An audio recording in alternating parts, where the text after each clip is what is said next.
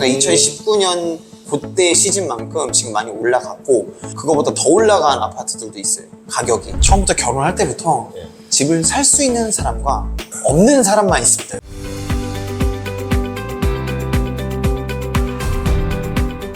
안녕하세요. 제가 1년 만에 우리 베트남 부동산으로 출연해 주셨던 탄도부동산 김효성 대표님을 모시고 이야기를 하도록 하겠습니다. 그때 출연해 주셨던 내용이 뭐였었냐면 베트남 부동산 투자 적기가 아니다. 네. 좋지 않다라고 말씀하시고 나서 그때는 한국 부동산도 안 좋았어요. 그런데 한국 부동산은 지금 최근 들어서 강남 중점으로 오르기 시작했어요. 근데 베트남은 지금 어떤 상황인지 좀 궁금하거든요. 실제로 그러니까 베트남 부동산은 지금 많이 올라간 상황입니다. 코로나 때만큼 올라갔어요. 코로나 전 때만큼. 그러니까 2019년 그때 시즌만큼 지금 많이 올라갔고 그거보다 더 올라간 아파트들도 있어요. 가격이. 근데 한국은 생각해보면 코로나 때가 차라리 나았다, 더 저렴했을 수도 있잖아요. 코로나 때 한 번 더 올라가고 네. 내렸다가 지금도 신고가를 뚫어버렸거든요. 네네. 사이클이 서로 좀 다르네요. 네, 조금 달라요. 여기도 신고가를 뚫긴 했는데 네.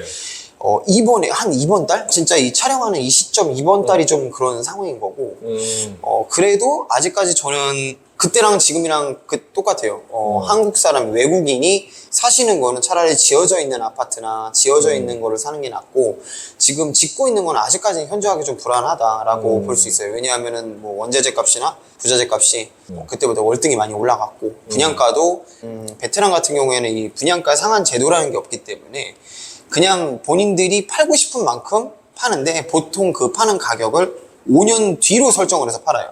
5년 뒤에 올라갈 것까지 생각을 해서 그렇기 때문에 분양가도 굉장히 많이 높은 편이고. 그래서 제가 2019년에 그때 왔을 때 그때 이군인가 그 원 안쪽으로 거기 2,800이다 했을 때 네. 제가 충격을 먹었었거든요. 네네. 그러면 거기서는 5년 뒤에 여기가 완성됐을 때 그 정도를 받을 수 있는 자리이기 때문에 그렇게 분양가가 나왔던 거예요. 그렇죠. 그 전체적인 전체적인 네, 단지가 네. 완성이 됐을 때 네. 그 정도 가격은 될 것 같다 생각을 해가지고 이제 그 가격에 한 건데 실제로 그 이후로 5년이 지난 거잖아요. 네. 지금 이제 그 가격보다 비싸죠. 그래서 제가 그때 집을 보니까 그때 처음에 봤던 집이 네. 그 센트럴 공원 입구 한 집 있었잖아요. 네. 이제 거기 있었을 때도 평당 700이라 그랬는데 저 길 건너면 평당 2,800에 분양하고 있는데 네. 저거 사라. 그래서 네, 네, 네. 비슷해 보이는데 뭐 길 하나 강 하나 건넌 거 가지고 여기 700이고 여기 2,800이 말이 안 되지 않느냐. 네, 네, 네, 네. 그런 생각을 했었거든요. 근데 지금도 그 정도 격차가 계속 유지되고 있나요? 그렇죠. 지금도 그 정도 격차가 유지가 되고 있고 실제로 이제 강 건너는 계속 비싸지고 있고. 네.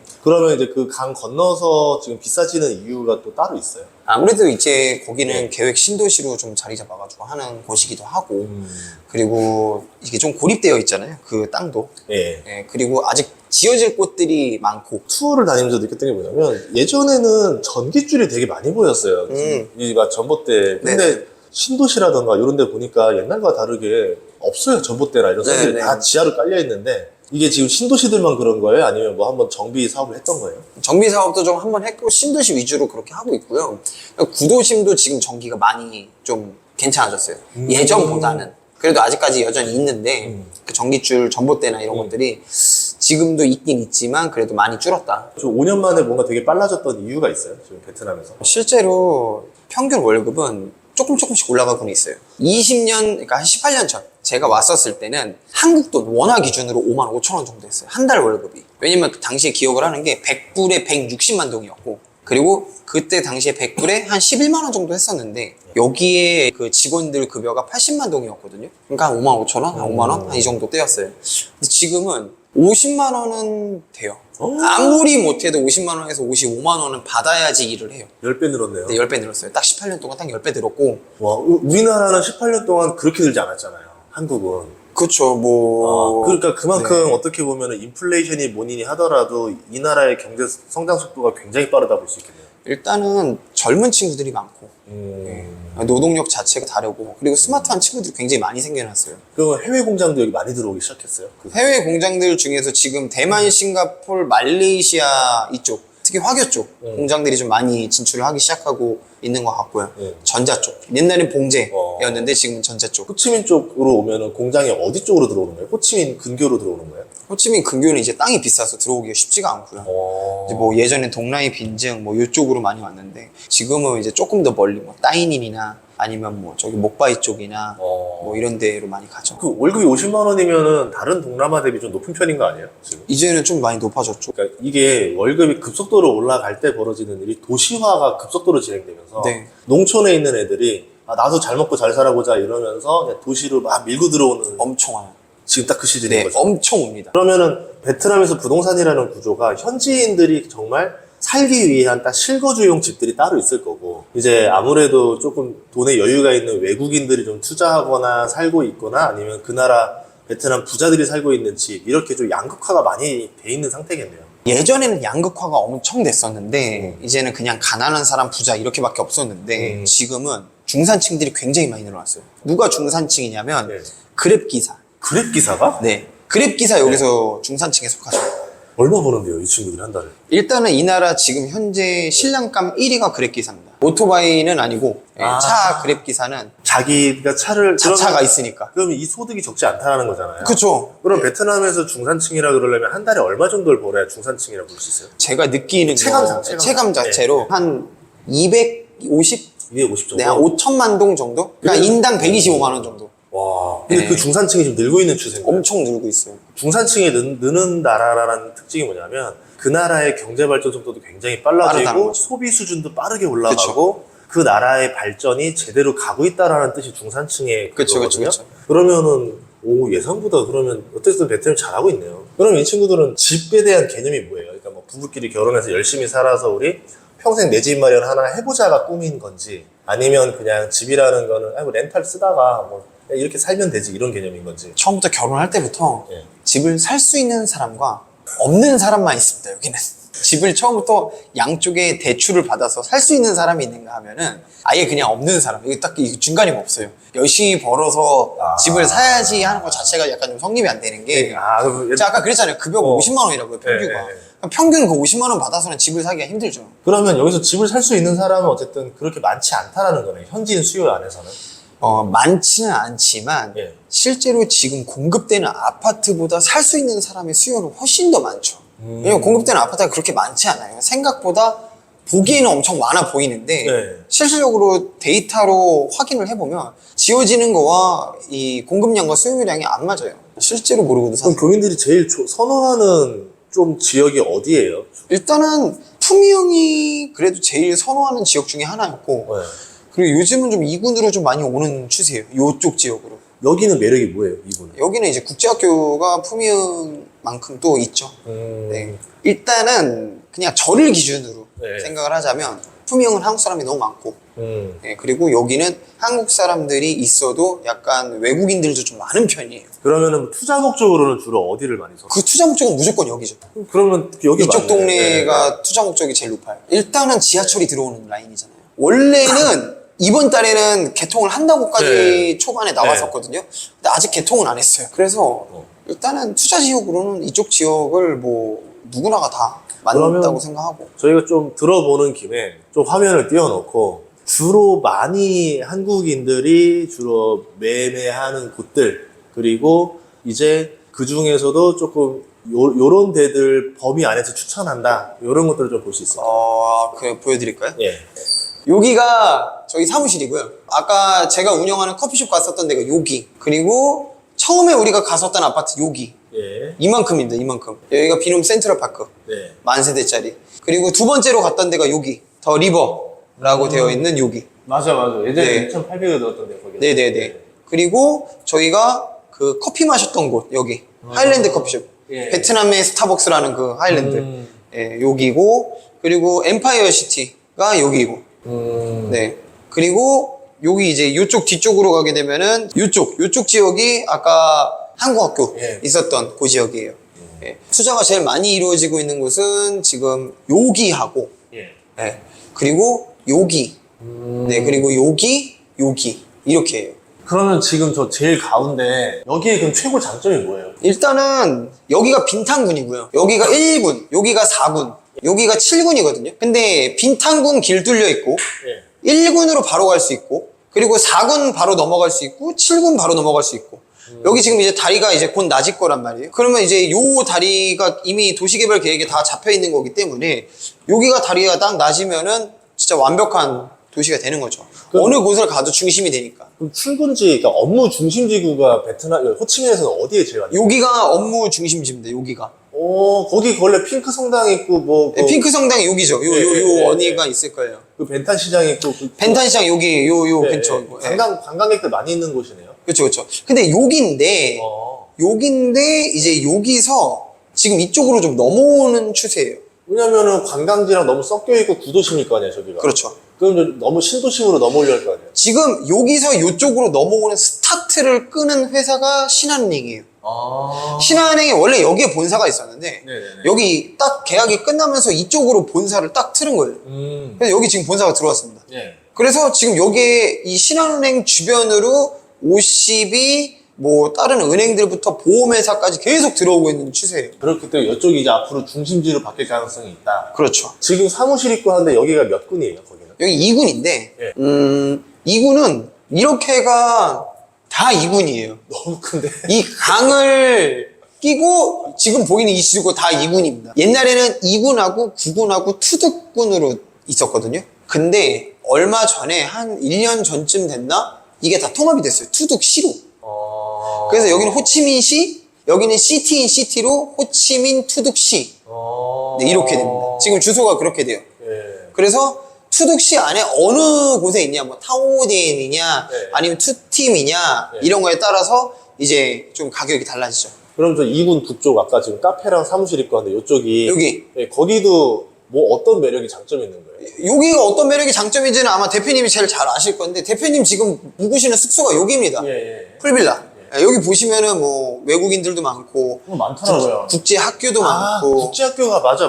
저 네. 여기 왼쪽으로 국제학교 밀집 지역이죠. 여기가 다 국제학교예요. 그쵸. 네, 실제로 국제학교라고 치면은 지도상에 여기 뭐 진짜 한 열 몇 군데 나와요. 예. 이 안에서만. 그리고 여기가 이제 타오디엔이라고 이제 마스터리 타오디엔. 지금 보시면은 여기 지하철역이 있거든요. 네. 요 지하철역하고 요 마스터리 타오디엔하고 바로 앞이에요. 아, 지하철을 어떤 라인으로 쭉 빠져나가요, 지금? 요렇게 가서 요 라인을 타고 요렇게 가서 벤탄 시장까지 가죠. 아. 네. 그래서 벤탄 시장이 1번역이 되는 거고요. 예. 벤탄 시장 1번역, 여기가 2번역, 그리고 3번역이 여기 비농 골든리버. 아까 그때 제가 그랜드 마리나 호텔 여기 좋다 했었던 데 있잖아요. 거기 이제 들어오는 여기가 3번역. 그리고 4번역이 지금 요쪽, 여기 호수 있는 데 있죠? 예. 네, 요쪽이 4번역이고요. 그리고 5번역이 여기입니다. 여기 지금 센트럴파크 있는데 여기. 예. 여기가 이제 5호선이 들어오는 곳이에요, 5호선. 아직 1호선밖에 없긴 하지만 도시개발 계획으로는 6호선까지 또 되어 있어요. 그래서 5호선의 첫 번째 역하고 1호선의 5번째 역하고 환승역으로 되는 곳이에요. 그래서 여기가 좀 인기가 좀 있고, 그리고 여기가 6번역, 7번역, 그리고 8번역 이렇게 해가지고 14번역까지 되어 있어요. 그럼 여기 살면은 중심 업무지구까지 지하철 타고 출근이 가능해지는 거 아니에요? 가능하죠. 살기 좋아지겠다. 네. 그러니까 여기는 계속 집값이 뜨고 있어요. 유일하게 요거를 말씀을 드릴게요. 코로나 때 집값이 안 떨어졌던 곳. 계속 오르기만 했던 곳. 그냥 분양해서 지금까지 단 한 번 떨어지지 않고 계속 올라가기만 했던 곳. 요 마스터리 타우디. 예. 그리고 여기 앞에 에스텔라 하이츠라고 있어요. 쇼핑몰이 있는데. 주상복합. 예. 그리고 요 메트로폴하고 엠파이어시티는 좀 떨어졌는데 그래도 방언을 잘 하는 편이고 그래도 그쪽은 지하철 네. 들어가요, 거기는? 여기는 2호선이 들어갑니다. 2호선이 요렇게 들어가요. 근데 지하철이 집값에 영향 줄 것 같아요? 안 줄 것 같아요? 무조건 주죠. 지하철이 집값에 영향을 줄 수밖에 없는 게 1호선이 있을 때는 몰라요. 사람들이 뭐가 편한지. 처음에는 그러니까 지하철이 있어도 아파트 값이 오르지 않을 것이다. 크게 영향을 안 줄 것이다. 라고 하는 사람들의 대부분의 주장은 이 사람들이 지하철역 1호선이고 거기서 내려서 그러면 목적지까지 걸어가냐. 혹은 거기서 오토바이를 어떻게 타고 가냐. 오토바이도 없는데. 이런 얘기인데 제가 봤을 땐 그때가 되면 그때만의 또 새로운 방법들이 분명히 생길 거고 오토바이 그랩들이 그 앞에 다 몰려있겠죠? 충분히 그럴 수 있죠. 전 태국에서 많이 봤거든요. 그렇죠. 충분히 그럴 수 있어요. 아, 그러면 추천 지역. 베트남에 왔다. 자, 네. 그럼 어디 집 사야 됩니까? 저라면 여기 마스터리 타오디엔, 에스텔라 하이츠, 센트럴파크, 그리고 요 메트로폴이나 엠파이어 시티. 엠파이어 시티? 네, 지금 여기. 저 안쪽에 여기요. 예, 거기는 뭐예요? 여기 사면 너무 좋은데 여기 살라공원이라고 해서 너무 좋은데 네. 여기가 아파트가 없어요. 그럼 뭐예요 여기는? 아니 아파트가 있는데 외국인이 산 아파트가 없어요. 외국인한테 오픈을 2015년 7월에 했거든요. 그때 여기는 베트남 사람한테만 팔았어요. 외국인한테 안 팔고. 2016년인가 한 17년 이때부터 네. 외국인들한테 풀기 시작한 거예요. 외국인이 산 매물이 있어야지만 외국인이 살 수가 있는 건데 외국인이 산 매물이 거의 없습니다. 외국인이 산 물건을 외국인한테 팔 수 있고 네. 외국인이 산 물건을 여기 현지 베트남 사람이 사버리면 다시는 외국인한테 못 판다. 그렇죠. 자, 그러면은 저기 아까 추천해주신 데들은 가격이 얼마예요? 지금 전반적으로 요 마스터리 타우딩 같은 경우에는요. 한 스퀘어미터당 그러니까 한 30평 기준으로 했을 때 한 80억 동에서 거래돼요. 5억? 4억 5천? 뭐 한 4억 5천 네, 정도. 4억 5천. 네, 80억 동대에서 거래가 되고 여기는 30평 기준으로 봤을 때 한 50만 불 생각하시면 돼요. 7억? 7억 정도. 네. 그 정도 생각하시면 되고 그리고 요 센트럴파크 같은 경우에도 보시면은 여기는 30평 기준으로 했을 때 100억 동? 90억 동에서 100억 동 사이. 한 5억 5천에서 6억? 네, 네, 한 고정 5억 5천 정도? 네. 6억까지는 안 되고 한 5억 5천에서 한 5억에서 5억 5천 사이. 네. 네, 그 정도 되고 그리고 여기 같은 경우에 이제 지금 현재 한 평당 4천만 원 정도? 네, 한국 평수로 했을 때 한 4천만 원 정도라고 생각하시면 돼요. 그럼 30평이면 한 12억 되는 얘기 아니에요? 하죠. 그 정도 되죠. 와, 왜 이렇게, 여기 왜 이렇게 비싸요? 더 비싸요? 여기 아무래도 이 일군 내에서 걸어갈 수 있구나. 일단은 단지 내에 지하철역이 있는 게 두 군데가 있거든요. 오. 한 군데가 여기고 그리고 한 군데가 여기예요. 마스터리 타우디. 왜 만들어지고 있다? 여기는 거래량은 지금은 거의 없어요. 그럼 왜 산 사람도 거의 없고 판 사람도 거의 없고. 그 전문가로서 왜 그렇다 생각하세요? 아직은 이쪽 인프라가 좀 뭐가 채워지지가 않았어요. 아. 지금 인프라가 여기하고 여기만 채워지고 있는 상황이라 아. 여기 같은 경우에는 지금 뭐 제대로 된 슈퍼 하나도 없기 때문에 네. 좀 그렇죠. 최소한 은행하고 슈퍼는 있어야 되잖아요. 편의점하고. 여긴 그런 부분들이 아직은 많이 없는 편이에요. 제일 첫 번째로 여기가 인프라가 다 형성이 될 거고요. 네. 그리고 여기, 그 다음 여기, 그 다음 여기 마지막으로 생길 거예요. 여기 같은 경우에는 네. 요 더 리버라는 곳은 평당 한 2천만 원에서 뭐 플러스 마이너스 되고 있어요. 제일 비싼 데는 저 12억짜리 저쪽이라고 봐야 되겠네요. 여기요? 아까 여기요? 12억. 네, 거기 제일 비싼데. 여기가 지금까지 현재까지는 제일 비싸요. 일단. 네, 아. 가격이. 예, 여기가 더 비쌀 줄 알았는데 지금은 아직까지는 여기가 더 비싸요. 근데 앞으로 분명히 여기가 더 비싸질 거예요. 품위형은 얼마입니까? 한국인들이 많이 살잖아요. 여기. 품위형이 전체적으로 아파트 단지가 되게 많은데 그 중에서 저희가 아까 봤었던 그 미드타운 거기 같은 경우에는 지금 그래도 한 스퀘어미터당 한 5천 불 정도 하죠. 여기도 한 6억에서 7억 정도. 30평이면 그렇죠 한 7억 하는 7억 거죠. 정도? 네, 30평이 한 7억 싸지 정도. 않네요, 품위형도. 네, 싸지 않아요. 일단은 품위형이 다 비싼 게 아니라 예. 그 미드타운이 유독 계속 올라가고 있는 추세예요. 한국 학교를 다니는 친구들이 그 미드타운에 많이 거주하기 때문에 교육열. 네, 그렇죠. 학군. 학군. 네, 학군이라고 볼 수 있다. 약간 이거는 좀 번외인데 예. 영어가 좀 되시는 분들 있죠. 예. 되시는 분들일수록 여기를 좀 더 선호해요. 본인이 영어가 좀 된다. 그러니까 부모가 영어가 좀 된다라고 하시는 분들, 혹은 외국에서 살아본 경험이 좀 있다라고 예. 하시는 분들은 좀 여기를 많이 선호하시는 편이고, 네. 내가 그래도 나는 한국 사람이기 때문에 한국말하고 이렇게 내가 편한 곳이 좋아라고 하시는 분들은 여기를 사시는 분들이 많이 계시고요. 뭐 그렇다고 해서 여기 계시는 분들이 영어를 못하고 그런 건 아닌데 주로 이제 외국에서 좀 살았었던 분들, 오래 살았던 분들이 여기 좀 많이 사시는 것 같아요. 전반적으로. 덕분에 이제 베트남에 대해서 좀 이제 확실히 알았어요. 이제 공부를 했는데 베트남 투자하면은 항상 제가 많이 들었던 얘기가 조심해야 된다. 사기꾼이 많다. 뭐 이런 그런 나쁜 얘기들도 많이 들렸거든요. 그게 주로 어떤 이유들 때문에 그런 거예요? 그럼 저번에도 말씀드렸다시피 여기가 이제 불특정 다수들이 와가지고 이제 잘 모르는 상태에서 이제 계약도 해야 되고 큰 돈이 왔다 갔다 해야 되는데 일단은 베트남어를 하냐 못하냐의 차이가 제일 크고요. 사실은 경험도 물론 중요하지만 물론 베트남 말을 못하셔도 경험들이 많으신 분들이 많이 계세요. 하지만 그래도 중개인인데 계약서는 직접 검토를 해가지고 직접 얘기해 줄 수 있는 정도는 돼야 그래야지 어느 정도의 뭐 좀 믿고 하시지 않을까 그런 것들이고 네. 그래서 뭐 꼭 저한테 하라고 그런 게 아니라 저는 항상 말씀드려요. 저한테 안 하셔도 되는데 일단 기본적으로 그 계약서 정도는 읽을 줄 아는 분들하고 해라 라고 말씀을 드려요. 그러니까 이 나라가 사실 제일 위험한 거는 그거예요. 뭐 임대 계약이나 분양 계약이나 이게 사실 손님 입장에서도 어려울 수도 있는데 부동산 하시는 분들한테도 이게 좀 어려울 수가 있는 게 제가 아까도 말씀드렸지만 본인이 베트남말을 못해요. 예를 들어서. 근데 직원이 베트남 사람이니까 예를 들어서 너 직원한테 이거 한번 알아봐 그랬는데 그 친구들이 예를 들어서 뭐 오케이 했어. 근데 본인은 맞는지 틀린지도 몰라. 그러다 보면 오케이 해가지고 그걸 만약에 분양을 했다? 그러다가 만약에 사고가 나면 이 사람이 책임을 안 져요. 이 사람이 뭐 책임질 일이 없는 거죠. 사업자 등록증 이 사람 것도 아닐 거고. 그럼 이 사람이 책임을 지는 건데 나중에 갔을 때 나 몰라라 하는 경우들이 있을 수 있다라는 거죠.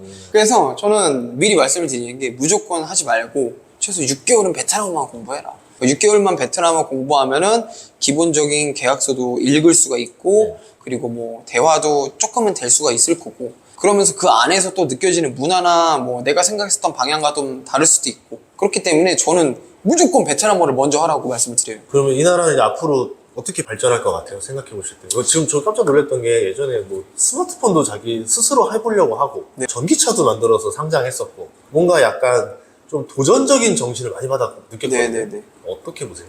저 같은 경우에도 일단 베트남이라는 나라 자체가 굉장히 에너지가 넘치는 나라예요. 젊은 친구들이 많고 그리고 일단은 예전에는 돈에 욕심이 없었어요. 한 18년 전, 20년 전만 해도 돈에 욕심이 없었는데 지금은 그 돈에 대해서 자본주의에 대한 그 욕심이 분명히 있는 친구들이기 때문에 어떻게 해서든지 내가 돈을 벌어서 해야 되겠다, 발전을 해야 되겠다라는 것도 있고 그리고 가장 중요한 건 그거예요. 이게 언제 발전을 하는 거를 볼 수 있냐면 지금 저희 집에 일을 해주시는 아주머니가 계세요. 뭐 메이드 아주머니가 계시는데 이 아주머니가 자녀가 있는데 이 자녀를 학교를 국제 유치원을 보내요. 그래서 저는 처음에는 장난인 줄 알았는데 나중에 애가 저희 집에 한번 놀러 온 적이 있어요. 애가 저기 뭐냐 유치원 안 가가지고 어쩔 수 없이 좀 데리고 왔는데 괜찮다 갖고 데리고 왔는데 영어를 해보는 걸 보니까 영어를 너무 잘하는 거예요. 여기는 그래서 저는 발전 가능성이 무조건 있다고 보는 나라예요. 소비도 지금 굉장히 많아지고 지금 굉장히 뭐 GDP도 잘 올라가고 있고 경제 발전 속도도 굉장히 좋은데 중요한 건 지금의 이 다음 세대들이 지금 이 배우는 과정들이나 이 에듀케이션의 레벨이나 이런 걸 봤을 때 전반적으로 굉장히 빨리 올라갈 것 같다. 내가 생각한 것보다 훨씬 더 빨리 올라갈 수도 있겠구나 라는 생각이 들긴 해요. 오늘 베트남에 대해서 잘 들었고요. 제가 또 여기 온 것 중에서 하나가 또 그 풀빌라가 너무 궁금해가지고 네네. 또 왔었거든요. 네네네. 그래서 그거는 저희 또 이동하고 나서 한번 더 찍도록 하겠습니다. 네, 오늘 고맙습니다. 감사합니다. 감사합니다.